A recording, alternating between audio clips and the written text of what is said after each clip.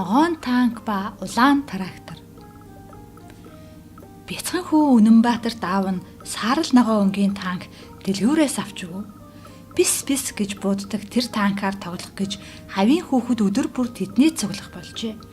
Үнэнбаатарч тоглоомоо харамлгүй найз нартайгаа хамт тоглоно.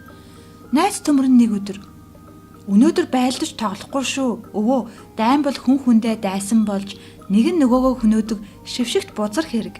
Тэгэхээр дайн байлдаан гэж битгий тоглож байгаараа" гэж загсан юм гэлээ. Төмрийн саналыг бүх хүүхэд дэмжиж аюулт танкан ажилч трактор болгож түүгээрээ газар хаглан тариа тарьж тоглохоор тохиролцжээ. Танкаараа трактор хийх гэтэл утааны яндангуу бас сум гардаг хоолой нь илүүдэд байлаа. Хүүхдүүд хоорондоо зөвлөж сумных нь хоолоогоор утааны яндан хийхээр шийджээ. Энэ санаа тун онжээ. Тэгээд тэд трактораараа газар хагалж, борнойдож, түүнийгээ бордож, усалж, тариагаа хурааж тоглолоо. Үнэнбаатар тракторын барьсаар гэртээ ирлээ. "Шинэ тоглоомоо яагаад эвдэлчихв?" гэж аав нь асуужээ.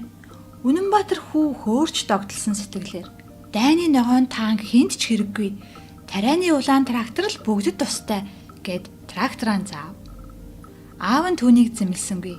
"Нэрээч үнэндээ" гэд толгойг нь нэллээ.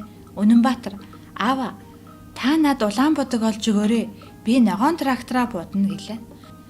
Аав нь пиндэн орж лаацтай улаан будагныхаа үлдцийг дэвтээд шингэлээд гарч ирлээ.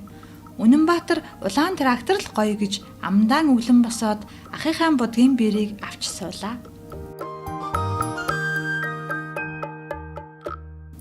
Уншиж бэлтгэсэн YouTube номын сан 2023 он. Их сурвалж Д. Бямсүрэн хөдөөгийн өгүүлэлгүүд. Бүгд найрамдах Монгол ард улсын ардын боловсролын яамны сурах бичиг сэтгүүлийн нэгдсэн редакцийн газар Улаанбаатар 1985 он.